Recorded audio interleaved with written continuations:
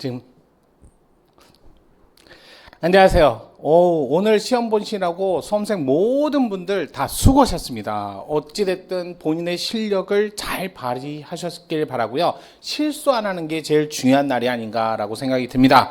그래도 진인사 대천명이라고 벌써 이제 공은 던졌으니까요. 이제 차분히 다음을 기약하시는 거. 그다음에 물론 붙으실 분도 있고 떨어질 분도 있지만 떨어졌다 해서 뭐 인생이 끝나는 것도 아니고 붙었다 해서 이걸로 끝나는 것도 아닙니다. 우리의 목표는 합격이 1차적인 목표지만 더 나아가서 뭐 또 그걸 또 발판 삼아서 더 높이 올라가실 분들도 있기 때문에 이런 거 사후에 뭔가 내가 하고 나서 정리를 잘하는 거 굉장히 중요합니다. 자, 일단 오늘 시험 문제 헌법만 딱 보면요. 그렇게 어렵다라고 하는 문제는 없었어요. 그렇다고 해서 작년에 비해서는 조금 수준이 올라갔어요. 전반적으로. 이제 전반적으로 보자면 일단은 정인영이 하는 건 아시겠죠? 이거는 떠나서 일단은 해설 강의 오늘 수고하셨으니까 전반적으로 볼게요. 이렇게 문제. 자, 요거는 전반적으로 보자면 우리 헌법 전반에 관해서 헌법은 25문제를 냈어요. 25문제. 다 아실 거예요. 지방직은 20문제지만 국가직은 25문제인데 그 중에 쭉 잘라서 12문제는 통치구조로 냈고 그 다음에 13문제가 자, 앞부분에서 냈어요. 그런데 여기서도 헌법 총론 부분이 있고, 이런 부분이 있고, 또 기본권 총론 부분이 있고, 그 다음에 기본권이라는 부분이 있는데, 솔직히 말해서 이렇게 막 다양하게 엄청나게 내지는 않았어요. 이 헌법 총론에 한 2문제 정도, 그 다음에 기본권 총론에 한 2문제 정도, 여기 3문제, 2문제, 이렇게 보시면 될 것 같아요. 3문제, 1문제, 이렇게. 그 다음에 나머지 이제 13문제에서 이제 9문제가 기본권 문제로 냈어요. 그러고 나서 통치구조도, 자, 국회 편에서 4문제. 그 다음에, 행정부 편에서 3문제. 그러고 나서 사법부, 법원 편에서 2문제. 그 다음에 헌재 편에서 나머지 3문제. 이렇게 해서 모두 다 해서 12문제, 13문제. 진짜, 비율을 잘 맞추지 않았나라는 생각이 들어요. 물론 앞으로 이제 통치구조 준비하실 적에 25문제에서 12문제면 적은 양이 아닙니다. 전반적으로 통치구조는 암기량도 많아야 되고 또 부분적으로 자 크게 파트로 나눠서 4파트지만 그래도 기본적으로 학습을 잘 하셔야 돼요. 암기가 주로 많이 되고 이해도 해야 되지만 암기를 주로 많이 하고 이쪽 파트는 좀 암기보다는 이해도 많이 해야 되는 암기도 중요하지만 이해도 많이 해야 되는 그런 분야예요. 그래서 총론 파트에서 제도 한 문제, 원칙 한 문제 이렇게 조약이라든지 또는 제도라든지 원칙이라든지 법치주의 원칙의 소급입법, 진정소급입법 요거 냈거든요. 그 다음에 제도 문제.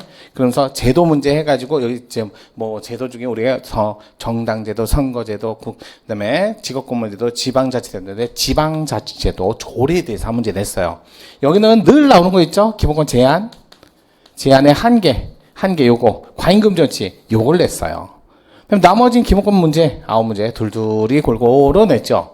그 다음에 이제 국회편, 특히 국회 의사 절차라든지 이런 것들 주로 냈고, 행정부 대통령, 이런 것들, 그 다음에 자, 긴급 권한이라든지 행정입법이라든지, 그 다음에 사법부, 법원의 자격, 법관의 자격, 그 다음에 이런 것들을 좀 주로 냈고, 헌재는 소외이익, 권리보이익, 이런 것들, 소외이익, 권리보이익, 그 다음에 기본권 침해에 관한 자기 관련성, 이런 것들을 주로 냈다라는 거. 자, 이렇게 갖고 전반적으로 헌법재판소까지 해갖고 25문제를 냈는데 그 25문제를 한 문제 한 문제 살펴보면서 오늘 수고하셨지만 그래도 정리를 잘 하시는 게 더 중요하니까요. 또 내가 문제를 어떻게 맞췄다, 어떻게 틀렸다, 일비 하지 마시고요. 자, 전반적으로 작년보다는 그래도 조금 수준이 올라갔어요. 떨어지진 않았어요. 작년하고 비슷하다? 아니에요. 조금 수준은 올라갔어요. 그래도 문제가 어떻게 나왔는지 한번 살펴보도록 하겠습니다. 바로 들어갈게요. 자, 1번. 자, 재외국민 보호할 국가의 의무에 관한 설명. 옳지 않은 거. 재외국민을 보호한다. 자, 재외국민은 일반적으로 국민입니다. 국적자입니다. 국민, 재외국민 두 가지. 근데 재외국민은 현재 우리나라에 주소를, 거소를 딱히 두지 않은 경우를 일반적으로 얘기해요. 근데 그분들 보호하는 거 최근 판례를 좀 낸 것 같아요. 볼게요. 옳지 않은 거. 1번. 21년 학년도 대학 입학 전형 기본 계획 사항 중 재외국민 특별 전형 지원 자격 가운데 학생의 부모 해외 체류 요건 부분으로 인해 지원 예정자의 학부모 이거 대학 입학 전형 기본 사항 이거는 학생하고 관련 있는 거지 학부모가 아니잖아요. 학부모가 아니라 학교 가는 건 학생이죠. 여기서는 학부모가 나오셨어야 돼. 그래서 학부모인 청구인의 직접적 법률상 불이익을 입게 되므로 기본권 침해 자기관련성이 인정된다. 학부모가 아니라 학생이었어요. 그래서 예정자, 학생이라고 보기는 그렇고 예정자, 지원 예정자인 학생 이분이 자기관련성 있는 거지 학부모는 아니었어요. 그래서 정답은 그래도 쉽게 1번을 바로 찾아내신 분은 더 이상 내려가지 않아도 될 정도로. 그다음에 2번 볼게요. 재외국민을 보호할 국가의 의무에 의하여 재외국민이 거류국에 있는 동안 받는 보호는 조약, 일반적으로 수행된 국제법규, 당의 거류국의 법령에서 누릴 수 있는 모든 분야에서 정당한 대우를 받도록 거류국과 관계에서 국가가 하는 외교적 보호, 재외거주 국민에 대해서 정치적인 고려에 특별히 법률로서 정하여 베푸는 법률, 문화, 교육, 기타 재반사정 지원을 뜻하는 걸 재외국민 보호 국가의 의무 맞습니다. 그래서 1번이 바로 정답이었기 때문에 맞추신 분은 뭐 2번, 3번, 4번은 안 들어가도 빨리빨리 시간을 보내셨을 거예요. 자, 93년도 12월 31일 이전에 출생한 사람들에 대해서 예를 두지 않고 재국민 2세 지위를 상실할 수 있도록 규정한 병역법 조항, 출생연도를 기준으로 한 특례가 앞으로 지속될 것이라는 특례예요. 일시적으로 하는 거예요. 그러니까 이건 신뢰에 대한 보호 가치가 인정될 수 없으니까 그들을 보호하지 않는다 해서 반하지 않는다라고 했던 판례였어요. 병역 의무와 평등한 이행을 확보하기 위해서 출생연도 상관없이 모든 재외국민 2세를 동일하게 취급하는 것을 합리적인 이유가 있으니까 침해하지 않는다. 맞는 지문. 4번 주민등록되어 있지 않고 국내 거소 신고도 하지 않은 재외국민이라도 추상적 위험, 선거 기술상 이유로 국민투표. 여러분 재외국민이 할 수 있는 국민투표가 재외국민이 할 수 있는 거 주소나 거소도 없어도 국민투표, 대통령 선거, 비례대표 국회의원 선거.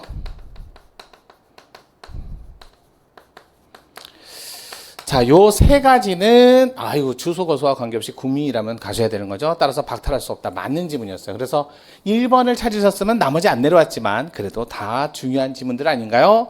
자, 그러면 2번 볼게요. 국제법 존중주의에 대한 설명으로 옳은 것은 1번 국제법 존중주의, 국제법과 국내법 동등한 효력을 인정한다는 취지인 바 유엔 시민 정치적 관리규약 위원회가 일단은 국가보안법 폐지나 개정을 공고. 요거는 종전에 다른 시험에서 올해 여러 번 나왔어요. 국가보안법 찬양 고무 선전 이전에 동조한 자에 관한 법은 국제법 존중주의에 위배된다. 자, 일단은 우리나라에서 국제법 존중주의, 국내법과 동등한 효력을 인정한다는 취지이지만 유엔 시민 정치적 권리규약위원회가 한 내용은 구속력이 없었어요. 구속력이 없으니까 이거 위배된다, 반한다 이런 얘기를 할 필요가 없었다. 그래서 1번은 틀린 지문. 자, 국제노동기구 ILO 기업의 근로자 대표 제공되는 보호 및 편익에 관한 협약. 자, 근로자 대표가 직무를 신속, 능률, 수행할 수 있도록 기업으로부터 적절한 편의 제공돼야 한다고 규정하고 있는데 노조 전임자, 급여 금지, 근로시간 면제 제도, 노동조합이 이를 위반해서 급여를 지급하고 이를 관찰할 목적으로 쟁의를 한 경우 금지합니다. 쟁의를 하는 것을 금지한다. 이거 반하지 않는. 당연히 노조 전임자를 그러니까 사용자가 돈을 주면 그 사람은 노조의 전임을 안 하고 사용자 쪽에 기댈 거 아니에요. 그래서 이거는 금지하는 거 위배되지 않는다라고 했던 판례고요. 자, 3번 볼게요. 우리 헌법에서 명시적으로 입법임을 위임하고 있거나 우리 헌법 해석상 두 가지였어요. 맞아요. 명시적 또 해석상 이러면 의무가 생긴단 말이에요. 그런데 그런 경우가 아니더라도 국제인권규범이 명시적으로 입법을 요구하고 있거나 국제인권규범의 해석상 국가 기본권 보장 인정되는 경우 곧바로 국가 입법부가 도출된다. 인권규범의 해석 이걸로는 곧바로 인정되지 않습니다. 4번 볼게요. 국제법 존중주의. 우리나라가 가입한 조약과 일반적으로 수행된 국제법규. 이거 6조 1항이죠. 국내법과 같은 효력을 가진다는 것으로서 우선한다는 것은 아니다. 얘가 4번이 맞는 지문이었네요. 결국 1, 2, 3번은 유인하는 지문이었고요. 4번까지 내려오셔야 돼요. 4번은 딱 보는 순간 정답을 찾을 수 있거든요. 그래서 1, 2, 3번에서 흔들리시면 안 됐던 아마도 꼬이시는 문제가 아니었나. 그래도 가볍게 문제를 해결할 수 있지 않을까. 자, 3번 볼게요. 재판 청구권. 27조. 우리 누누이 얘기하죠. 재판 청구권. 적어도 한 번에 사실심, 적어도 한 번에 법률심. 뭐 이런 거 낸단 말이에요. 또 헌법상 재판 청구권의 대상이 아닌 거. 치료가 뭐 청구 재판. 또 대법원을 최종심으로 하겠다. 3심제를 하겠다. 그 다음에 재심하겠다. 국민 참여 재판을 받을 권리다. 이건 헌법상 재판 청구권에 들어가지 않습니다. 자, 옳지 않은 거 볼게요. 대법원이 법관에 대한 징계 처분 유명하죠. 법관 징계, 변호사 징계, 그 다음에 특허 사건, 대법원 단심. 그랬을 때 법관 징계만은 합헌인 이유는 사실심을 찾을 수 있었다. 법률심을 못 찾는다라는 변호사 징계 사건 위헌. 그 다음에 자, 특허 사건, 법률심을 찾고 사실심을 못 찾았다 위헌. 이렇게 하고 사실심 못 찾은 변호사하고 특허 사건을 제외한 법관에 대한 징계 처분, 취소 소송, 단심으로 대법원에서 재판하는 경우 사실 확정도 대법원 권한에 속하는 법관에 의해서 사실 확정 기회가 박탈되었다고 볼 수 없다. 맞는 지문이죠. 헌법과 법률이 정한 법관의 재판을 받을 권리 27조랑 직업법관에 의한 재판 주된 내용으로 하므로 국민 참여 재판, 재심, 그다음에 치료가 뭐 청구에 관한 재판은 이거는 헌법 기본권 아니죠. 따라서 헌법 27조 1항이 규정한 재판을 받을 권리 보호 범위에 속하지 않는다. 맞는 지문. 3번. 이건 여러 번 나왔었던 기출 지문이에요. 사법보좌관. 아무래도 판사님 재판 다 끝났는데 계산하고 막 계산기 두들리고 이러면 재판에 집중이 안 돼서 행정공무원으로 하여금 그러니까 법원 공무원으로 하여금 보좌를 해서 그런 잡무 같은 걸 해결해 준다면 법원의 재판을 집중할 수 있잖아요. 따라서 사법보좌관에 의한 소송비용 확정 결정 절차를 규정한 법원조직법, 민사소송법 소송비용 확정 결정 절차, 법원의 사무에 관한 부분은 법관에 의한 사실확정, 법률 해석의 기회를 보장하고 있으므로 재판 청구권에 위배된다고 할 수 없다. 이건 여러 번 나왔던 기출지문이었어요. 4번 볼게요. 수용자, 소송대리인, 변호사 접견 아주 유명한 사건이죠. 변호사 접견은 별도로 챙겨야 되는데 변호사 접견을 포함해서 주 4회? 이거 재판 청구권 침해다. 아주 유명한 판례잖아요. 변호사 접견을 일반 접견에 포함시키는 시간을 30분 이내로, 또 횟수는 월 4회, 주 4회도 아니고 이거 재판 청구권 침해. 근데 변호인의 조력을 받을 권리가 아닌 이유는 형이 확정된 이후에는 재판 청구권을 가져야지 변호인의 조력을 받을 권리 침해는 아니었어요. 그래서 재판 청구권을 침해한다. 그래서 결국 4번이 정답이었다. 이런 것들은 아무래도 이것도 기출 지문이었어요. 그래서 1, 2, 3번까지는 무난하게 그래도 기출 지문하고 속지 말고 1, 2, 3번에서 이거 지리밥발 읊으면 안 돼. 그래서 이런 것들은 좀 보시고요. 1번은 정확하게 내가 이거 정답이다. 이럴 때만 체크하시는 거예요. 자, 4번 볼게요. 개인정보 자유결정권. 자, 헌법에 열거되지 않은 기본권에서 독자적 기본권. 개인정보는 이미 공개된 정보도 개인정보다. 또 개인정보보호법의 내용을 좀 보셔야죠. 자, 옳은 것을 찾아라. 옳은 거. 자, 볼게요. 법무부 장관 변호사 시험 합격자 결정되면 즉시 명단을 공고. 이거 명단 공개하는 게 합격자 명단 공개면 기분 나쁜가요? 그렇게 생각하셔도 되잖아요. 여러 번 나왔던 거잖아요. 명단 공고 부분은 합격자 공고 후 누구나 언제든지 이를 검색 확인할 수 있고 합격자 명단, 언론 기사나 인터넷 게시물 등 인용되어 널리 전파될 수 있어서 이러한 사익 침해 상황, 시간은 흘러도 해소되지 않으니까 자기결정권을 침해한다? 침해하지 않는다 했죠. 여러분 명단 공개, 합격자 명단 공개. 그것도 합격자 명단, 또 세상에 그 이름 가진 사람이 한둘이에요. 침해하지 않는다 했던 판례. 자, 2번 감염병 전파 차단을 위해서 개인정보 수집, 수권 조항. 요거 최근 있었던 코로나19 사건 판례죠. 이거 최근 판례. 법률에 해당하는 조항은 정보 수집 목적 대상 제한되어 있으나 관련 규정, 절차적 통제 장치를 마련하지 못하여 정보 남용 가능성이 있어 정보 주체의 개인정보 자유결정을 침해한다. 코로나 때 여러분 감염자 어디 들렀다 오셨어요. 이거 다 조사해야죠. 감염 예방을 맞을 공익이 더 컸다. 그래서 침해하지 않는다. 아주 최근 판례 헌법재판소 판례를 냈고요. 3번 볼게요. 무효혼인, 이것도 최근 판례, 헌법재판소 24년도 판례. 무효혼인 기록상. 자, 무효혼인데 과거에 무효혼인 그 재판이 잘못된 재판이었어. 정보나 재판이 잘못된 거야. 그거 뒤집어야 돼 말아야 돼. 뒤집으려고 봤더니 옛날에 기록이 다 사라진 거야. 그럼 어떻게 해? 그래서 무효혼은요. 기록이 남아있어요. 주말 처리만 돼 있고. 그랬더니 그런 거야. 혼인을 무효화시키고 난 깨끗한 삶을 살고 싶으니까 기록도 지워주세요 라고 요구했던 사건인데, 잘못된 무효 재판을 뒤집기 위해서는 기록이 남아있어야 되기 때문에 무효인 혼인의 기록상 전체에 하나의 선을 주말, 말소 내용과 사유를 각각 해당 사항에 기재하는 방식의 정정 표시는 청구인의 인격 주체성을 식별할 수 있게 하는 개인정보에 해당하는 건 맞지만, 이와 같은 정보를 보존하는 가족관계 등록부의 제작성에 관한 사무처리 지침은 제안은 하는데 결론은 지매를 하지 않는다. 이거 중요한 거예요. 제안은 하는데 맞아요. 그 다음에 침해하는지 또는 침해하지 않는지를 검토하는 거예요. 만약에 제한도 되지 않는다, 그러면 이거는 관련 없다 이런 거죠. 당해 사건은 이 기본권과 관련 없다, 당연히 얘는 그냥 자동적으로 침해도 당연히 안 된다라고 나올 수밖에 없죠. 하지만 제한된다, 결론은 이 사건은 침해하지 않는다였어요. 바로 잡을 기회가 있어야 되니까요. 그래서 많은 학생들이 선생님 침해하지 않는다라고 알고 있는데, 침해하지 않는다라고 같다라는 것은 관련되지 않는다, 제한되지 않는다는 침해하지 않는다가 나올 일이 없어요. 침해하지 않는다밖에 나올 일이 없어요. 하지만 여기는요, 관련된다, 관련되지 않는다, 관련은 되는데 침해하지 않는다까지 아셔야 되는 판례였어요. 그래서 3번이 맞는 지문이었어요. 또 4번, 여러분 주민등록 만들 때 10손가락 회전 지문. 자, 이거는 신분 확인을 위해서, 따라서 지문에 관한 부분은 주민등록 수록사항의 하나로 지문을 규정하고 있을 뿐 오른손 엄지손가락 지문이라고 특정한 바가 없으므로 자기결정은 침해한다. 여러분 10손가락 회전 지문 찍습니다. 10손가락 반하지 않아요. 그래서 옳은 지문은 3번이었어요. 자, 5번 볼까요? 헌법 21조 2항 사전 검열 금지 원칙. 사전 검열 금지 원칙, 청이 주체가 돼서 사전에 제출 의무를 부과하고 내용 심사를 통해 또 강제 수단을 마련하고 있을 때 사전 검열이다. 자, 이것도 언제 들어왔어요? 3, 7, 9 이것까지 외우셔야지. 신설, 폐지, 그다음에 그다음에 부활 이렇게까지. 그러면서 사전검열 아주 유명한 판례. 1번 판례는 너무 시험 문제 많이 나온 지문이라 모르시면 혹시 간첩이라는 얘기까지 듣지 않았나요? 건강기능성 식품 요거 과거에는 뭐라고 그랬어요? 사전검열 아니다라고 했다가 지금은 사전검열로 바꾼 거. 그래서 건강기능성 식품, 기능성 광고, 인체구조 기능, 보건용도, 유용한 효과를 준다는 기능성에 관한 정보를 널리 알려 해당 기능성 식품 소비를 촉진시키기 위한 상업광고, 상업광고도 표현물에 들어간다. 다만 이건 사전검열 금지 대상인 표현물에 들어간다라고 했던 지문인데 너무 많이 나왔었어요. 자, 그래서 일단은 사전검열 금지 대상이 아니다가 아니라 대상이다. 그러면 1번 틀린 지문.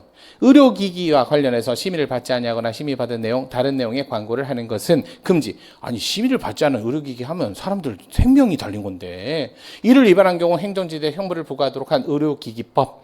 해당 부분 21조 2항의 사전검열 금지 원칙에 위배된다? 여러분 이거 유명한 사건 있잖아. 의료기기, 의료광고. 에이, 사전검열 금지 원칙에 반했다. 사전에 내용적 심사했다. 아주 유명한 판례. 3번 국내 주재 외교기관 인근 집회, 대통령 관저 100m, 외교기관 관저 100m, 또 외교사절 숙소도 마찬가지고 법원, 헌법재판소, 국회 싹 다 100m 이내 전면적 금지하고 예외적 허용하려면 전부 다 헌법 불합치. 그래갖고 작년도에 내내 나왔잖아요. 대통령 관저도 예외가 없어, 헌법 불합치. 국회의장 관저에도 예외가 없어, 헌법 불합치. 요거 사건이에요. 따라서 예외를 허용하는, 보세요. 예외적으로 허용하는 구집회 시위에 관한 법률. 따라서 이거는 반합니까? 예외가 있는데 왜 반해? 예외가 없어서 헌법 불합치라니까. 그래서 반하지 않는다. 이렇게 나왔어야지. 그래서 정답은 간단히 2번이었지만 그래도 4번 살펴볼게요. 구신문 진흥에 관한 법률, 인터넷 신문에 관한 부분, 인터넷 신문 명치, 발행인, 편집인, 인적사항, 발행 소재지, 발행 목적, 발행 내용, 발행 구분 등 인터넷 신문의 외형적, 객관적 사항을 제한 등록하도록 하는 거. 등록은 사전검열인가요? 뭐 여기 보니까 어디 내용을 얘기 안 했네. 빨간색, 파란색. 알겠죠? 그래서 이거는 반하지 않는다. 그래서 사무실 설치라든지 장소라든지 시간 이런 것들은 일반적으로 사전검열에 들어가지 않습니다. 6번 볼게요. 혼인과 가족생활 보호에 대한 섬유로 옳지 않은 거. 여러분 1세대 3주택 나오면 조심해야 돼. 열심히 벌어갖고 1세대 3주택 가졌으면 중과세. 에이, 그 정도는 해야지. 국가에 그 정도 기여를 해야지. 돈 벌게 해줬는데. 하지만 혼인을 사유로 3주택 보여야 되는데 무조건 중과세 하면 누가 혼인합니까? 혼인 안 하지. 이 사건 아시죠? 그래서 혼인자가 보이면 이거 헌법 불합치. 그래서 세대별 이렇게 나와야죠. 아이 그러면 위헌이고 헌법을 바치고 개인부활 그러면 합헌이고. 자 1세대 3주택 이상에 해당하는 주택 양도소득세 중과세 규정하고는 그 소득세법 조항이 혼인이나 가족생활을 근거로 이 말 나오면 위배된다. 바로 나오셔야죠. 1번은 맞는 지문. 자 2번 입법자는 계속적 포괄적 생활공동체 당사자 의사와 관계없이 친족 신분관계 형성 확장 가능성 구성원 상호간의 이타적 유대관계 형성 성격이나 상호 신뢰 협력 중요성 시대 사회 변화에 따른 공동체 다양성 증진 인식 기능 변화 말 좋은 말만 진짜 다 갖다 써놨네. 사회 기초 단위이자 구성원을 보호하고 부양하는 사회 자율적 공동체로서 가족의 순기능이 더욱 고양될 수 있도록 혼인과 가정을 보호해야 된다. 36조를 그대로 잘 풀었은 말입니다. 3번 혼인한 남성 등록 의무자 본인 직계 존속 비속 자산을 등록 아주 유명한 판례예요. 이거 최신 판례 뭐 최신 판례라고 보기에도 부끄럽네. 20년 판례도 최신 판례예요. 그러니까 원래 남성인데 공무원 여성인데 공무원. 자 그런데 국법에는 뭐라고 돼 있다? 이렇게 공무원 하시면 배우자의 직계 존 비속도 재산 등록하시고 배우자의 직계 존 비속도 재산 등록하세요. 아니 자신의 직계 존 비속을 등록하는 건 당연한데 왜 배우자야? 결혼 그러면 하지 말란 얘기야? 그랬더니 그래서 신법을 탁 만들어 갖고 뭐라고 그래요? 아 오늘부터는 하지 마세요. 배우자는. 여기도 그러면 배우자는 하지 말아야 되는데 한다는 얘기가 국법화에서 여성이 공무원일 때 배우자의 재산 등록을 하신 분은 여전히 계속하세요. 이게 뭔 얘기야? 이러면 안 되지. 누가 봐도 차별 취급이다. 이거 목적의 정당성에 반했어요. 목적의 정당성에 반한 판례예요. 그래서 필, 상 중에 정당성부터 깨진 판례. 혼인빈자가늠죄. 후방에 앉아라. 그 다음에 블랙리스트 이거 재산 등록 사건 이거는 외우셔야 돼요. 그래서 목적의 정당성을 발견할 수 없다. 맞는 지문 4번 볼게요. 자 입양 신고 시 신고 사건의 본인이 시으면 딱 나왔어. 여러분 입양 그다음 외국에 입양 그러면 나중에 뒤늦게 나이 많이 먹어갖고 드디어 생활 능력 좋고 그다음에 드디어 부모님을 알고 싶다고 오셨어. 근데 그분 부모님 알려면 그분 부모님들 전부 다 동의받아야만 주소 알 수 있고 동의받아야만 할 수 있다. 그걸 어떻게 찾아요? 그래서 이분들은 동의 없이 가족관계 등록부 발부할 수 있도록 하는 거 반하지 않는다 했던 판례잖아. 그래서 입양신고 시 신고사건의 본인이 시음면 출석하지 아니한 경우 신고사건의 본인의 신분증명서를 제출하도록 한 가족관계 등록 법률 해당 조항 전문 중 신고사건의 본인의 주민등록, 주민 운전면허증, 여권 그 밖에 대법원 규칙으로 정하는 신분증명서를 제시하거나 라는 부분은 입양신고서 기재사항은 일반 당사자 신분증을 가지고 신분증명서를 가지고 있다면 손쉽게 가족관계 증명서를 발급받을 수 있다 하도 이런 점만 갖고는 입양 당사자의 가족생활에 침해를 하지 않는다였죠. 않는다. 4번이 정답. 그래서 이것도 최근 판례하고 조금 이제 있는 판례들을 서로 엮어서 문제 내지 않을까. 저는 이 문제가 좀 어려웠지 않을까라는 생각이 들어요. 왜냐면 명확하게 기억을 못 하시거나 학습이 안 된 분들은 어렵지 않았을까라는 생각이 듭니다. 자, 7번 볼게요. 거주 이전의 자유에 대한 설명 옳지 않은 거. 14조. 자, 5차 때 분리돼서 나갔습니다. 추구의 자유에서 1번 법인의 과밀 억제구역 다음에 대도시죠. 이거 많이 나왔죠. 뭐 종교기관 그러니까 종교 건물 건설이나 또는 자 법인 이거 설치 아무래도 과밀 억제 지역이니까 사람 많이 살아서 자 여기에 드는 기초적인 자 설비 비용이 많이 드는데 안 그래도 많이 드니까 뭐 본점을 굳이 여기에서 아니 다른 데서 하고 장사만 하시면 되는데 그렇다고 설치를 못하게 하는 건 아니에요. 설립을 못하게 하는 건 아니에요. 그냥 중과세 하도록 하는 건 반하지 않는다 했던 판례 고기에 관련된 판례예요. 따라서 법인이 과밀 억제 권역 내 본점의 사무용 또는 사업용 부동산을 건축물을 신축하여 이를 취득하는 경우 취득세 중과세 알겠죠? 그럼 침해하지 않는다 이렇게 나와야지. 자, 두 번째 법무부령이 정하는 금액 이상의 추징금을 납부하지 않는 자 출굴 금지.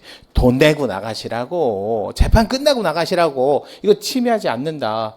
자, 여러분 보세요. 침해하지 않는다라고 얘기하려면 물론 침해하지 않는다라고 얘기하려면 앞에서 제한은 되는데 검토해보니까 침해가 아니다. 맞아요. 이렇게 나왔어야 돼요. 이 판례는. 그러니까 제한이 되는 것은 아니다가 아니라 제한은 되는데 왜 못 나가게 했잖아. 근데 침해는 아니다. 자, 3번. 자, 지방병무청장으로 하여금 병역준비 27세를 초과하지 않는 범위내에서 자, 외국에서 여행할 때 허락받아라. 이거 반하지 않는 거 아시죠? 자, 거주 이전의 자유를 침해한다. 아니, 군대 가라고. 아니, 또 나이를 이렇게 먹 동안 나가버리면 안 들어오면 어떡해. 그런 얘기죠. 침해하지 않는다. 3번도 맞는지, 그러니까 옳지 않은 질문. 4번, 구도시 주거환경 정비법 수용 개시. 그러니까 수용을 개시했으면 빨리 그때 개시할 때 돈 받으면, 먼저 돈 받으면, 그럼 바로 토지 인도해야죠. 따라서 수용 개시일 토지 등의 인도물을 정하는 거. 왜? 수용 개시일 날 돈 주고 받고 바로 결정되거든요. 주거용 건축물의 소유자 준용하는 부분은 침해한다고 볼 수 없다. 이게 맞는 질문. 4번이 정답. 와, 7번도 4번이었어요. 자, 8번 감사원 97조부터 100조 있어요. 감사원은 어렵게 내지는 않았어요. 여러분, 감사원 헌법에 5인에서 11인. 감사원은 직무감찰, 회계감사. 또 감사원은 감사원법에 규칙제정권이 있지 헌법이 없는 거. 이건 너무나 일반적인 공부 학습 내용이었어요. 정답이 그걸 냈거든요. 자, 볼게요. 1번 감사원은 국가공무원법 그 밖의 법령에 규정된 징계 사유에 해당하거나 정당한 사유 없이 감사원법에 따른 감사를 거부, 자료 제출을 게을리한 공무원에 대해서는 당연히 징계 요구할 수 있다. 요구할 수 있다. 요구할 수 있다. 다 아는데 다만 범죄가 있을 때만 고발해야 한다. 그것만 조심하면 된다. 2번 감사원의 감찰사항 중 정보조리법 그 밖의 법률에 따라 설치된 행정기관 사무 그 소속 공무원의 직무가 포함되며 여기서 말하는 공무원에는 제외, 성역, 국회, 법원, 헌법재판소. 아이, 이건 기본 아니에요. 3번 떴어. 헌법이야? 규칙이? 에이, 감사원만 규칙 제정이 법률에 써 있다니까. 그래서 중앙선거관리위원회, 대법원, 국회, 헌법재판소 이들은 헌법에 써 있어. 하지만 하나, 감사원은 법률에 써 있어. 아, 이걸 냈잖아. 따라서 저 앞부분에 헌법이라는 글씨가 틀린 지문이었어. 법률이, 감사원법이 이렇게 나왔어야지. 정답이 3번이었습니다. 자, 이런 부분이 좀 여러분을 괴롭히는 건데, 요거는 그래도 그렇게 어렵게 안 냈어요. 뭐 진짜 복잡하게 감사원이 지방자치단체 사무에 관해서 이런 논의를 하거나 이런 것들은 나오진 않았으니까요. 자, 그다음에 감사원은 필요하다고 인정하거나 국무총리 요구가 있는 경우에는 민법, 상법 외에 다른 법률에 따라 설립되고 그 임원 전부 일부 대표자가 국가나 지자체 의회에서 임명 승인된 단체 회계도 검사할 수 있다. 맞아요. 오히려 4번이 어려운 질문이었는데 이건 정답은 안 되고 3번 딱 정답. 자, 9번 국회법상 국회의원 국회 운영에 관한 설명 옳지 않은 거. 이런 게 이제 어려운 거지. 왜냐면 국회법 많이 안 보시거든. 이것도 국회법 그 60조 갖고 냈어요.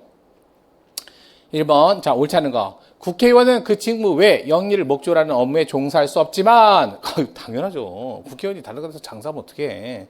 자, 국회의원 본인 소유의 토지 건물 재산을 활용한 임대업 영리 업무를 하는 경우 국회의원 직무 원래부터 있었다고. 이런 건 해도 돼 라는 얘기야. 국회의원의 직무 수행에 지장이 없어야 돼. 대신 지장이 있어. 아이, 그거 자기가 그래갖고 막 비리 저지르면 안 되잖아요. 국회법 조문이에요. 또 보임되거나 개선된 상임위원회 임기는 전임자 임기 남은 기간. 우리나라 대통령 빼고는 나머지 다 남은 기간. 자, 위원회에서 질의 일문 일답 맞아 이거 옛날에 포괄 방식 이렇게 갖고 맨날 이걸로 냈는데 이번엔 앞은 맞고 뒤에 위원장이 아니라 의결로 써. 의결이 있는 경우에만 일괄 질의 방식입니다. 참 이런 거 냈어. 정말 이거 어려운 질문이잖아. 국회법 조문 그대로 냈어요.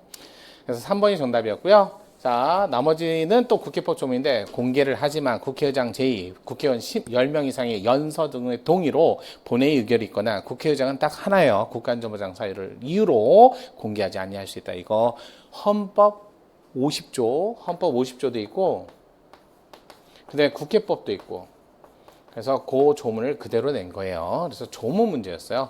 조문 문제였는데 잘 안 보는 조문이 아니라 과거에 나오긴 했지만 후단은 잘 안 냈는데 요번에 내가지고 정답을 낸 것 같아요.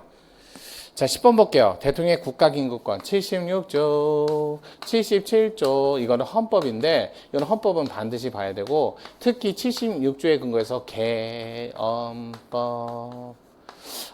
요걸 냈어요. 요걸.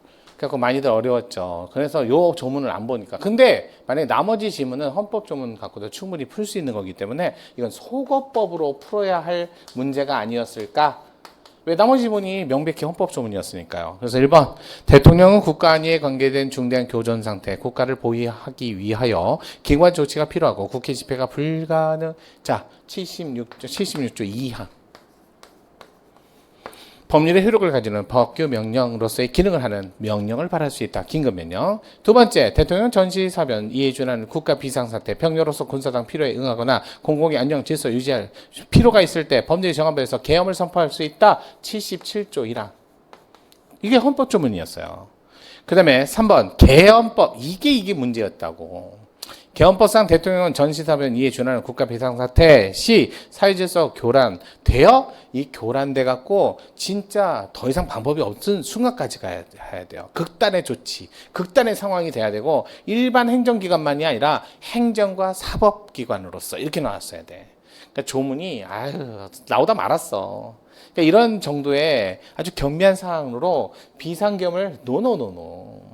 비상계엄을 할 수 있지만 이런 종류의 경미한 사항이 아니라 한마디로 더 극단적인 상황에서 행정과 사법 기능으로서 이렇게 나왔어야지. 그래서 3번이 정답이었어요. 이게 틀린 지문. 자, 4번 대통령은 내후에한 천재지변 중대한 재정 경제상 위기에 있어서 국가안전부장 공공의 안전질서 유지하기 위해서 긴급한 조치가 필요하고 국회 집회 기다릴 여유가 없을 때 하나여 최소한으로 필요한 재정 경제상 처분을 하거나 이에 관한 법률의 효력을 가지는 명령을 발할 수 있다. 76조 1항. 그러니까 헌법 조문만 정확하게 알았으면 소거법으로 푸는 거야. 이런 문제는. 이거를 내가 진짜 선생님 이것 때문에 개헌법을 다 봐야 되나? 그럴 필요는 없어요. 이거 헌법 조문을 명확히 알고 계셨으면 소거법으로도 충분히 풀 수 있었던 문제입니다. 정답이 그래서 3번이었어요. 자, 볼게요. 자, 부담금, 조세, 부담금, 수수료 다 다릅니다. 이건 사용료 어떻게 보면 사용료 쓴 만큼 내라. 조세는 일률적으로 일괄적으로 일반적으로 국가재정 얘는 더 나아가 특별한 목적을 위해서 이렇게 나오는 거지. 특별부담금. 자, 그거 단순한 암기사. TV 수신료 너무 많이 나왔다. 이거 특별부담금. 자, 이거 특별부담금. 그러니까 조세나 수익자 부담금하고는 구분돼야 된다. 바로 1번이 정답이었어요. 1번. 이거 바로 나오면 되는 거예요. 2번 한강, 수계, 상수원, 수질 개선, 부담금. 이거 부담금이잖아. 부담금. 아니 사용료가 아니라고. 개발이익 환수에 관한 법률상 개발부담금. 이게 일종의 조세 성질을 가진 거야. 조세. 여기다 대고 특별부담금 또 잘못됐다. 이거는 진짜 단순 암기 사안인데 조금만 구별하셔가지고 과거에 있었던 판례들이잖아요. 한강 수질 개선 부담금 20년도에 있었던 전에 있었던 판례들 개발 부담금 18년 이렇게 갖고 옛날 판례들인데 TV 수신료 2008년 판례예요. 영화 관람객 입장권 100분의 3 이거 정책 그러니까 유도적 부담금이 아니라 정책 유도 부담금. 이게 이 부분이 틀렸잖아. 그래서 어떤 발전 구축을 한 게 아니라 정책 부담금이었어요. 그래서 정답이 1번이었어요. 1번. 이런 것들은 좀 어쩔 수 없다. 암기 사안이고. 자, 12번 볼게요. 처분적 법률, 개별사건 법률. 원래 법치주에서도 나오기도 하고 입법부에서도 원래 입법은 일반 추상적 입법을 해야 되는데 이런 거 있잖아. 특별사건, 이런 거 있잖아. 특검. 또 여기 나왔지만 세무대 폐지법, 그다음에 YP연합 뉴스통신사, 또 5.18 특별법. 이게 바로 처분적 법률. 여러분 처분적 조례도 아시죠? 두밀분교 폐지 조례. 따라서 개별 사건 법률 금지 원칙은 법률은 일반적으로 적용돼야지 어떤 개별 사건이나 개별 인만을 적용해서는 안 된다는 법원칙으로서 법치지 당연히 내포한 원칙이지만 그렇다 해서 처분적 법률을 하지 말라고는 안 돼 있어요. 헌법에. 그렇다 해서 처분적 법률은 위헌의 의심이 있지만 바로 위헌이 아니라 4번 지문처럼 정당한 이유가 있는지 없는지 평등원칙 그다음에 일반적인 비론칙 등을 위반했는지 그걸로 가려진다. 그래서 1번하고 4번은 연결된 거.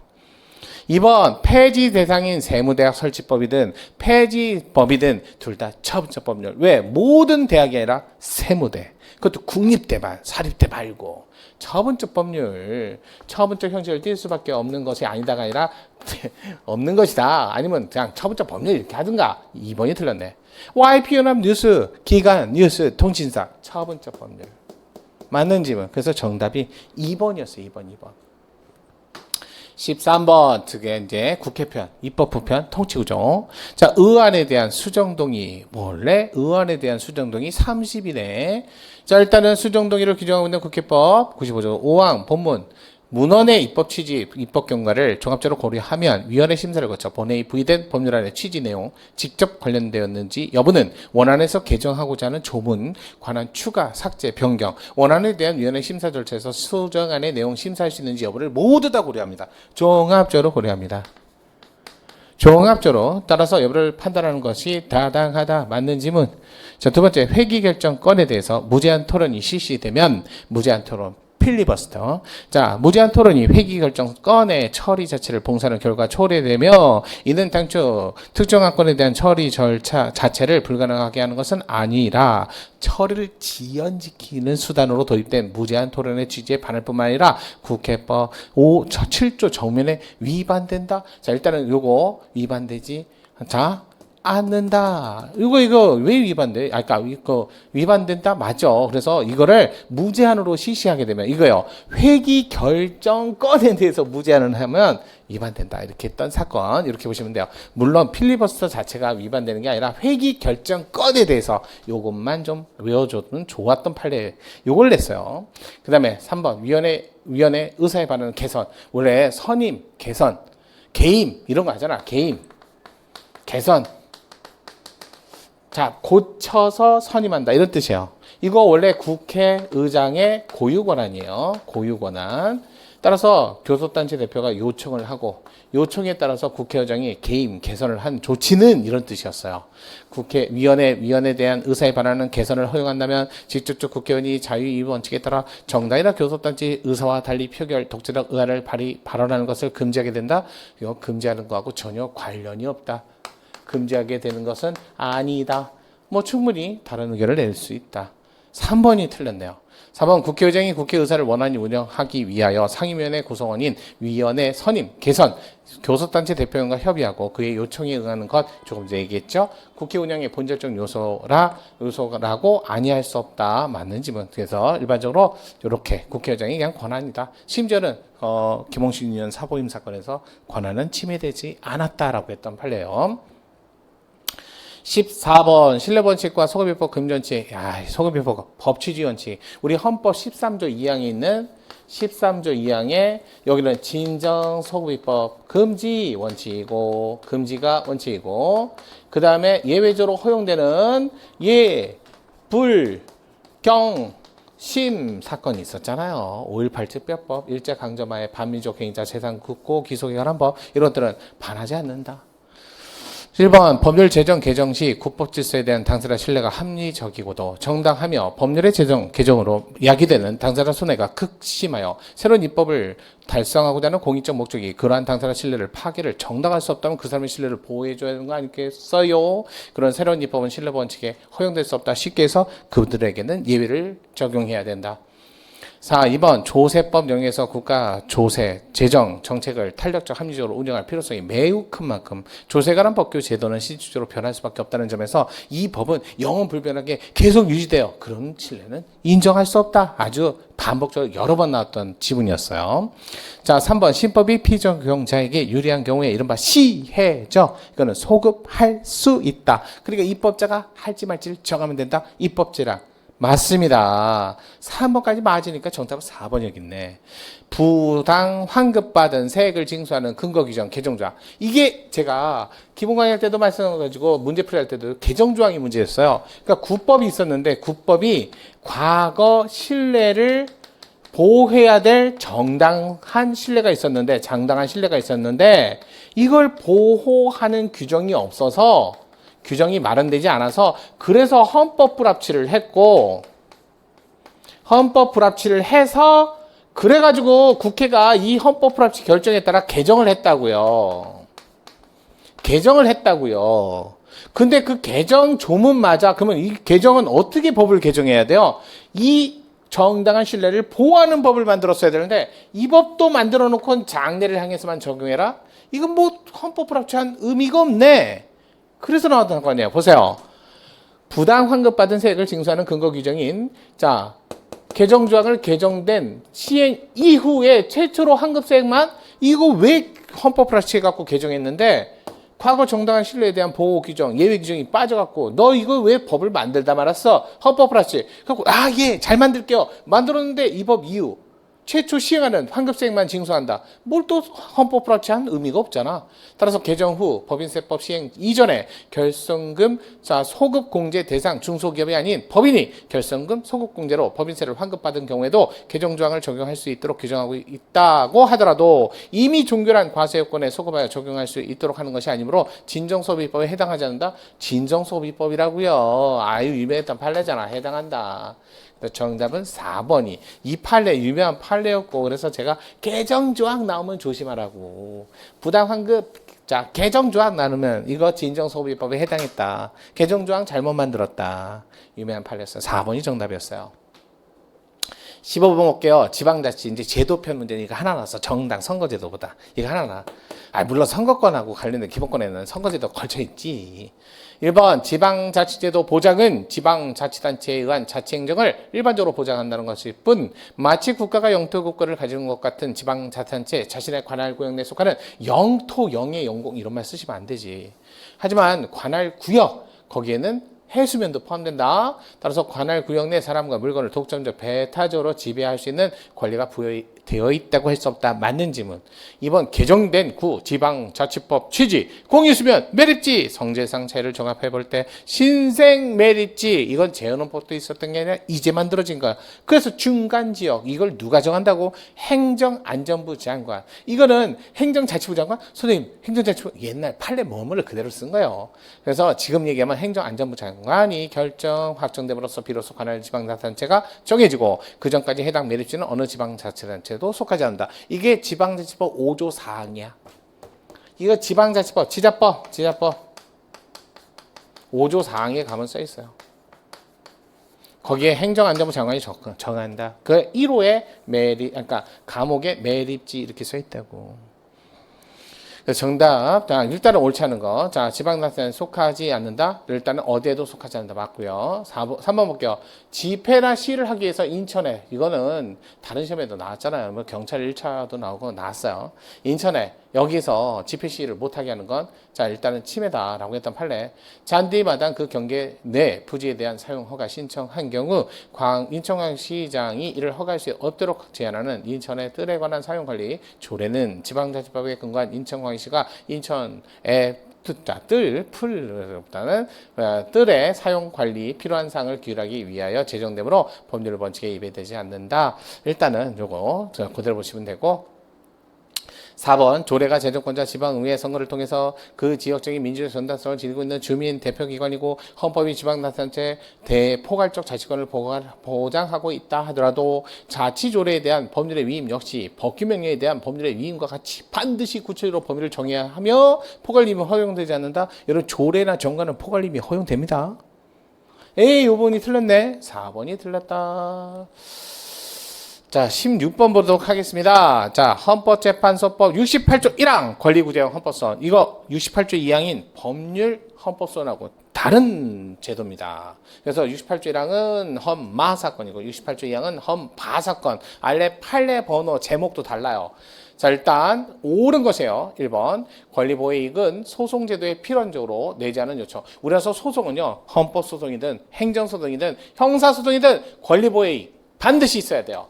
따라서 소송 요건, 헌법소원 심판청구의 적법 요건 중에 하나로 권리보호 이익을 요구하는 것은 반한다 볼 수 없다. 맞네. 1번이 정답이네. 이거 1번이. 바로 나왔네. 바로.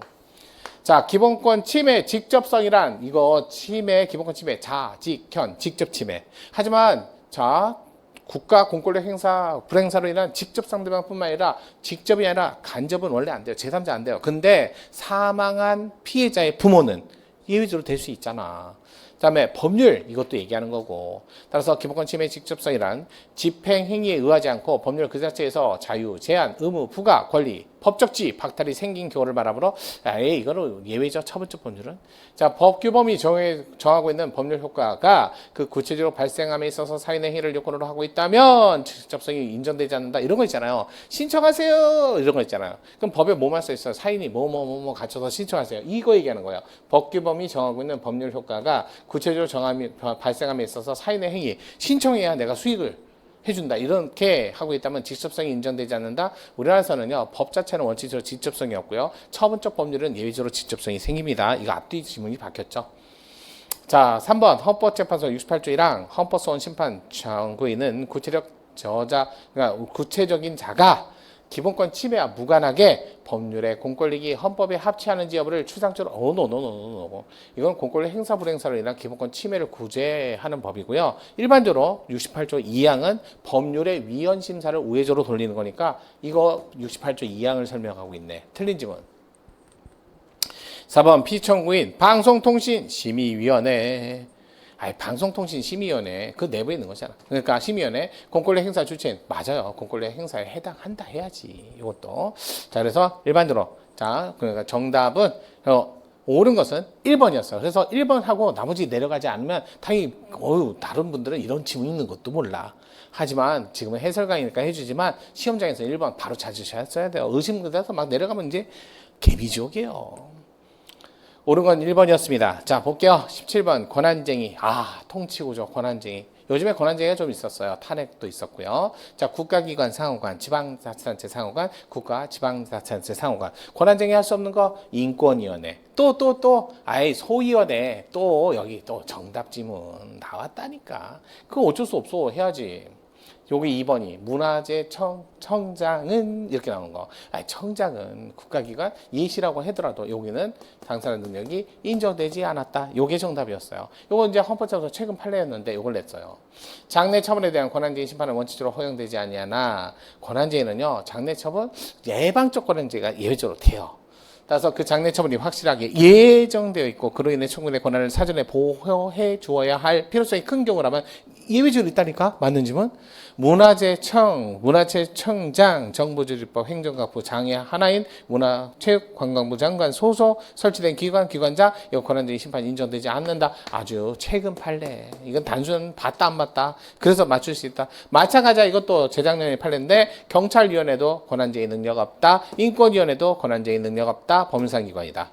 4번 안건조정위원회 위원장. 국회 안에 국회는 예시로 봅니다. 근데 안건위원회 조정장도 헌법에 국가기관에 해당한다고 볼 수 없으므로 당사자 능력이 인정되지 않는다. 맞는지 이건 좀 암기가 필요한 문제였어요. 그래서 문화재청장 요게 틀린 지문. 자 18번 볼까요? 자 법원에 대한 사면으로 옳은 거 이런 게 어렵죠. 왜? 틀린 거 찾는 건 좀 쉬워. 옳은 거 찾는 건 내 문제 같아. 자, 1번 재판의 심리 판결. 자, 국가안전보장 질서유지 방해가다 선량한 풍성을 해야 할 염려가 있을 때 법원의 결정으로 공개하지 않을 수 있다. 여러분 헌법 109조 이거 암기해야 되는 거 알죠? 법원은 심리와 판결은 공개함이 원칙인데 단 그러면서 뭐라고 돼 있어요? 심리만. 뒤에 붙은 게 이거잖아. 국가안전보장 질서유지, 안정질서, 선량한 풍성. 여기에 붙어 있어야지. 판결은 무조건 공개고. 조문 문제 109조 그대로 내서 틀린 지문. 자, 2번 법원이 양형 기준을 벗어나 판결한 경우 판결서 양형 이유를 적어야 하며 약식 절차, 즉결 심판 절차 심판하는 경우도 요거는 제외. 이 양형 이유 안 적어도 되는 거. 이것도 법원 조직법에 써 있는 거. 이거 자주 나왔어. 자주 기출됐던 지문이야. 3번 헌법과 법률이 정하는 법관에 의해서 법률의 재판을 받을 권리 27조 1항 모든 사건에 대해서 대법원을 구하는 법관에 의한 균등한 재판 받을 권리 상고심 재판 받을 권리를 의미하는 것이 아니죠. 적어도 한 번에 사실심 적어도 한 번에 법률심 27조 1항 4번 과거 3년 이내 당원의 경력, 법관 임용, 결격 사유로 정하는 법원조직법 해당 조항 중 당원의 신분을 상실한 날로부터 3년이 경과하지 아니한 사람. 이게 너무 포괄적이야. 솔직히 판사하기 전에 예전에 대학교 다닐 때 당원이 있었어. 그러다 열심히 공부해갖고 나중에 로스쿨 들어간 다음에 법조 경력 10년 쌓아가지고 판사를 딱 됐는데 옛날에 대학교 다닐 때 그 당원이셨죠. 이게 뭐야? 너무 포괄적이잖아. 공무단위권은 침해한다. 알겠죠? 4번이 정답. 이것도 최근 판례였어요. 20년 판례지만. 19번 볼게요. 자, 적법절차 원칙의 설명으로 옳지 않은 거. 적법절차 원칙 너무 많이 나왔는데. 특히 1번. 이거 21년도에 있었던 판례 아니야. 강제 퇴거 명령 받았는데 보호 상한 기간을 마련하지 않은 건 과잉금지 원칙과 적법절차 원칙에 반해서 신체 자유를 침해했다. 이게 너무 많이 나왔다. 그래서 옳지 않은 거, 적법절차 원칙에 위배된다. 맞는 지문. 두 번째, 이것도 최근 판례. 아니, 자, 정비계획 실효할 적에, 그러니까 정비계획 해제를 청구할 적에 원래 5분의 4를 동의받아서 실시하기로 했는데 5년 동안 아무 삽질도 안 하는 거야. 그럼 안 하기로 한 거 맞아, 안 하면 되지. 그래서 100분의 30 이상 정비 예정구역 해제를 요청하는 소유자의 동의 요건은 반하지 않는다. 위반된다. 발사 틀렸네. 3번 치료 과목 가족력. 치료는 정신질병 얘기하는 거야. 정신질병은 완쾌라는 게 없잖아. 그런 게 없으니까 일단 가출소. 그리고 6개월에 한 번씩 심사. 하고 다시 돌아오면 다시 들어옴. 이렇게 해야 될 거 아니야. 이거 침해하지 않는다. 이거 옛날 판례죠. 예전 판례. 4번 수사기관 등이 전기통신사업자 이용자 성명, 통신자료 열람, 제출. 이건 재작년에도 나왔어. 작년에도 나왔어. 통신자료 제출 또는 통신자료 제공하고 나서 통신자료 취득하고 나서 사후 통지 절차를 두지 않으면 적법절 전칙에 반한다. 아주 유명한 판례. 정답이 2번. 자, 20번도 볼게요. 재산권 23조. 이것도 최근 판례까지 내서 냈는데 환매권도 재산권인데 공자 수용 개시로부터 10년. 그거는 환매 기간 자체가 잘못이 아니라 10년의 시작점이 잘못된 거지. 1번 가축 전염병 예방법에 따라 살처분하실 때 어떻게 해요? 딱 발생 지역으로부터 구제역 그러면 5km 전방. 사방 5km. 5km 안에 있는 건 다 살처분하면 이 지역에서 알죠? 한돈 사건. 그래갖고 자 위탁해서 축산업을 하고 있는 자에게 보상금을 다 주면 어떡해. 그 실제 주인 찾아서 줘야지. 이랬던 사건이잖아요. 자 어찌됐든 재산권의 제약을 가축의 소유자가 수인해야 하는 사회적 범주 내 범위에 속하나 권리자에게 수인 한계를 넘어 가혹한 부담이 발생하면 예외적으로 이 경우는 보상 규정을 둬야 됩니다. 아무리 사회적 제약 23조 1, 2항 이거는 사망이 아니에요.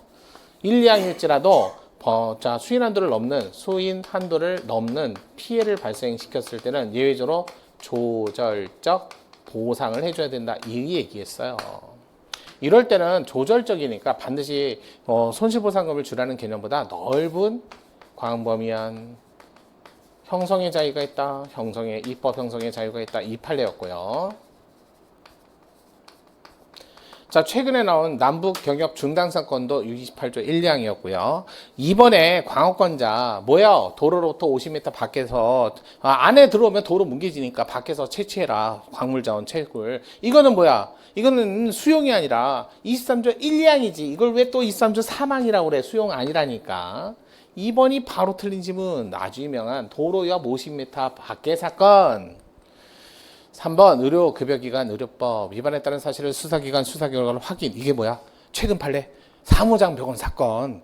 근데 이게 2년 3년 지났는데 국가로부터 지원금을 지방자치로부터 아무런 돈을 못 받게 하면 재산권 침해.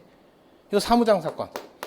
토지구역 정리사업에 있어 학교 교지 환지 처분 공고가 있는 다음날 국가 등에 귀속하도록 이거 침해하지 않습니다. 그래서 정답이 2번이었어요. 자, 21번 대법원. 이제 사법부 문제가 딱 두 문제 나왔는데 하나는 법관의 자격 문제였고요. 요게 자, 사법부 대법원 문제였습니다. 대법원에는 대법원장, 대법관 아닌 법관도 있어요. 대법원장, 대법관이 아닌 법관은 10년 연임. 1번 맞다. 2번 대법관의 몇 명 이상? 3분의 2 이상 출석, 과반수 찬성이지. 여러분 과반수 출석에서 3분의 2 이상 찬성으로 결정하는 거 국무회의잖아. 이거 맨날 바꿔서 내는데 이거 전통적으로 유명한 지문이었어요. 그 정답이 2번이야. 2번 이게 틀렸지. 대법원장 권리 부득이한 사유로 직무를 수행할 수 없을 때 대법원장은 대통령이 임명합니다. 그러니까 누가 선임 대법관이 권한을 대행하고요. 대법원장을 포함한 14분의 대법관을 두며 법률이 정한 바에서 대법관이 아닌 법관도 둘 수 있다. 그 큰 건물을 14분이 뭐 한 층에 하나씩 사시나요? 그건 아니죠. 뭐 그다음에 공보실 판사님도 계시고 마이크 잡고 얘기도 해야죠. 그런 분들 많아요. 정답이 2번. 3분의 1 이상 출석, 과반수 찬성. 저는 이거 낼 줄 알았어요. 헌법재판소 재판관 회의가 바뀌었죠. 7인 이상 출석에서 3분의 이상 출석으로 바뀌었거든요. 난 그거 낼 줄 알았는데 이걸 했더라고. 자, 다음 22번 공무단위권 25조. 자, 볼게요. 공무단위권의 보호 범위는 기회 제공. 그다음에 자, 직무 집행 중에 신분 보장을 위해서 징계 절차 아니면 불이칸 처우를 안 하겠다. 이런 거 들었잖아. 그 기회는 무슨 기회? 취임 기회, 승진 기회. 특정 시험을 통한 승진 기회는 없고. 자, 1번 공무단위권 보호 영역에는 공직 취임 기회 자의적 배제뿐만 아니라 신분상 부당한 박탈도 보호하는 것으로 포함되는 것이라 할 것인데, 전자는 후자보다 국민 법적 지위에 대한 영향을 미치는 지위에 미치는 영향이 큽니다. 맞아요. 요거. 법적 지위에 미치는 영향이 큰다. 이게 맞아. 미쳐서 미치는 영향이 크지 않습니다.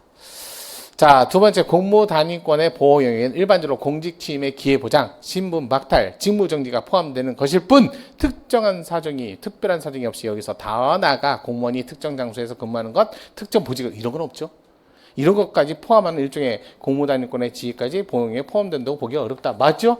특정 지택, 특정 지역, 특정 보수 없는 거 맞잖아요. 자, 3번 판사, 검사 임용 자격을 각각 변호사 자격 있는 자로 제한하는 법원조직법. 이거 어쩔 수 없어요, 이건. 변호사 시험과 별도로 판사, 검사 시험을 따로 보지 않습니다. 10년의 법적 경력. 자, 4번 공무원이 금고 이상의 형의 집행유예 판결을 받을 때 당연퇴직. 이건 반하지 않는다. 너무 많이 나온 거. 그래서 정답은 1번이었어요. 이게 생각만 조금만 잘못하면. 근데 나머지 지문이 너무 쉬워서. 자, 23번 볼까요?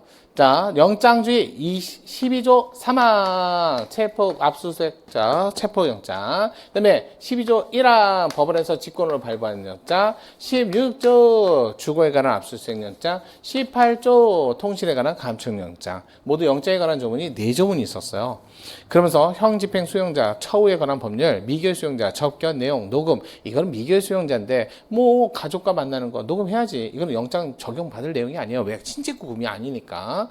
위배된다? 위배되지 않는다. 바로 나왔네 영장주의 적용에 해당하지 않으니까.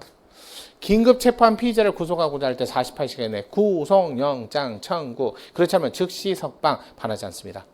자, 피청구인 김포시장, 피청구인 김포경찰서장에게 청구인의 이름, 성년, 전화번호, 주소. 이거는 정장주의 적용할 필요가 없어요. 객관적 사실, 신분 확인.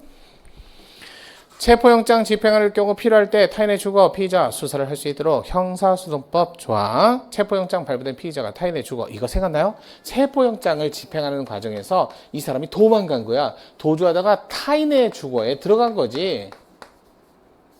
그러면 이거 경찰 따라 들어가야 돼요? 에이, 기억.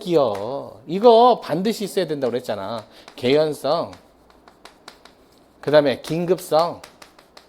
이 두 가지가 있으면 들어갈 수 있고, 개연성이나 긴급성 어느 하나도 없으면 못 들어간다고. 이거 판례 외울 때 이렇게 외우라고 그랬잖아요. 따라서 개연성은 소명되나 수색, 앞서 영장을 발부받기 어려운 긴급한 사정이 인정되지 않는다면 들어가면 안 된다니까. 피의자 수색할 수 있다는 것이므로 영장지에 반한다. 자, 영장 없이 들어갈 수 없습니다. 알겠죠? 그러면 반합니다. 그러니까 정답이 1번이지. 24번 헌법재판. 자, 헌법재판 편.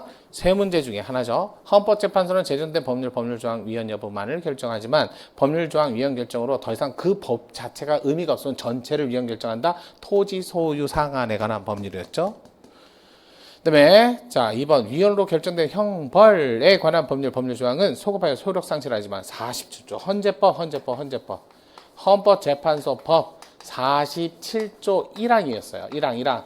자, 국가나 지자체 기속한다. 2항. 자, 장래효다. 사망. 이거잖아, 이거. 이게 형벌 규정일 때 소급을 하는데, 과거 이 형벌 규정 간통죄가 2008년에 합헌 개정이 있으면 그 다음 날까지 소급한다. 그날로 땡. 이거 바로 나와야지. 이건 조문 문제인데 너무 많이 나왔잖아. 3번 헌법재판소법 68조랑 다른 헌법소원 인용함에 있어서 헌법재판소 공권력 행사 또는 불행사가 위헌인 법률조항에 기인한 것이라고 인정될 때 인용 결정에서 해당 법률의 법률조항 위헌임을 선고할 수 있다. 68조 1항 하면서 공권력 행사 불행사가 법률이야. 너 위헌도 같이 해준다. 맞아. 4번 헌법재판소 비용, 심판 비용, 국가 부담. 다만 당사자 신청, 증거조사 비용, 그건 개인에게 부담시킬 수 있다. 맞는 질문. 그래서 헌법재판소 법 조문을 47조하고 요거하고, 그다음에 요거는 판례. 그래서 조문 냈어요. 조문.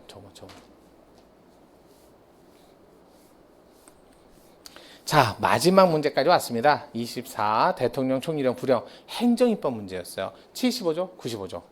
1번 대통령령, 총리령, 불령 중에 국무회의 시민은 뭐만 합니까? 대통령령, 예법, 예고까지만 하고 총리령, 불령은 안 하잖아. 바로 1번 틀렸네요. 총리령은 하고 불령은 못한다? 안 한다? 총리령, 불령 둘 다 안 해. 2번 이거 자주 나왔던 기출지문. 95조 불령의 위임 근거 마련하면서 헌법 75조와 같이 구체적 범위를 정하여라는 문구를 사용하지 않으므로 법률의 위임에 의한 대통령령에 가해지는 헌법상 제한은 법률의 위임에 의한 불령의 경우에는 적용하지 않는다? 다 적용해야지 무슨 얘기예요. 이것도 재작년에 나왔던 기출지문. 3번 법령 등의 공포에 관한 법률에 따르면 대통령 총리령 불령 특별한 규정이 없으면 공포한 날부터 며칠? 20일. 국민의 권리 의무에 중요한 사안일 때 30일. 아무런 말이 없는데 20일로 가야지. 4번 위임입법의 내용에 관한 헌법적 한계는 말이죠. 그 수범자가 누구냐에 따라서 입법권에 대한 한계, 수권 법률에 의한 법규명령을 제정하는 수임자에 대한 한계로 구별할 수 있으며 법률 우위 원칙에 따른 위임입법의 내용적 한계는 후자. 그래요. 아무래도 누가 한계별로 구별하는 건 법률 우위 원칙 지켜야 될 게 누군데 이거에 따라 다르다. 요거 그래서 정답이 4번이었습니다. 자, 여기까지 봤죠. 자, 대부분 문제가 그래도 기출 지문하고 조문 문제하고 최신 판례 세 가지 형태를 아우러서 쑥쑥쑥 섞었어요. 유난히도 이번 시험에는 뭐 헌정사 문제는 없었던 것 같아요. 또 헌정사 문제였고, 그다음에 구체적인 뭐 숫자 문제 같은 거를 많이 내지는 않았어요. 거의 안 냈어요. 그러니까 좀 어렵진 않았다. 그렇다 해서 뭐 완전히 쉬웠다 그건 아니에요. 평의에 따라서 작년 수준하고 아니에요. 작년 수준 조금 눈꼽만큼은 올라갔어도 그래도 그렇게 어렵진 않은 시험이었다라고 생각이 듭니다. 그래서 전반적으로 법의 문제가 점점 자 상승하는 기류는 보일 수가 있습니다. 그럼 내년도 준비는 꼼꼼히 하시되 통치구조가 12문제나 나왔으니까 통치구조 소홀히 하지 마세요. 통치구조 아마 소홀히 하신 분들은 이번 문제 어렵지 않았을까라는 생각이 들지만 통치구조도 그렇게 어려운 문제를 많이 내지는 않았습니다. 자, 조문과 최신 판례와 기출지문의 적절한 조합이지 어느 한쪽에 쏠리거나 치중하지 마세요. 자, 그러면 합격은 방문각이고요. 정인원과 함께 하시길 바랄게요. 감사합니다.